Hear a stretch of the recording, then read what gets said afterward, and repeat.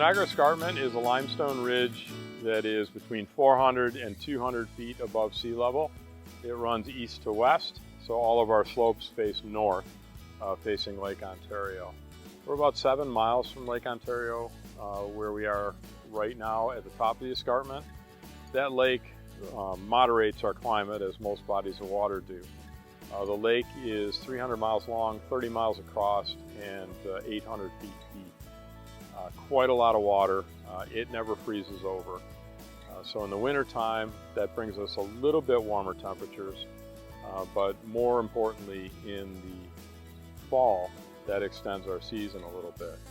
We're near Buffalo, and when people think of Buffalo, they think of harsh winters. But up in the Niagara region, we really don't get those, and they call this area in Niagara the hole in the sky.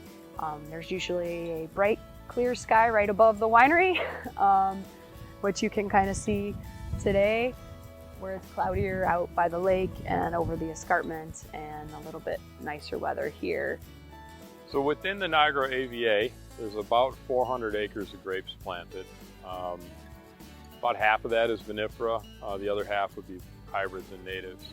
There's probably 15 wineries between the AVA and the lake shore, all focusing on a slightly different take. Riesling! That's the right answer for all of New York State. Riesling is the go-to. Riesling can be done in any style. Riesling shows terroir better than any grape in the world, as far as I'm concerned.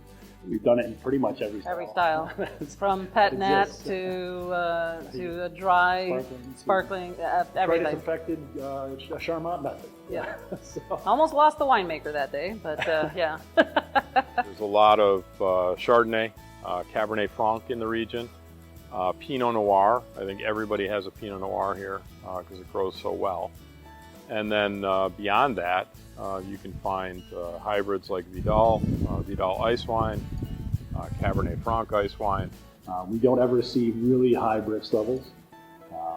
That's something reserved for other places in the world. That's not the style of wine that we create. We want nice acid, we want zippy, we want balance. We want lower alcohols. It's better food wine. The lake works in conjunction with the escarpment, with the hill, in driving wind. So on days where, like today, where the lake water is very warm, there's air rising above the lake, and the wind direction tends to be towards the lake. When the reverse is true, and the lake is cooler than it is on the land is warmer, the air rises over the land, and the breeze comes from the lake into the land. Because the escarpment is so high, that tends to be a circular pattern of wind. And that air movement is very important for grapes, as well as other fruit crops, in managing disease. Truly, every winery in this region is unique.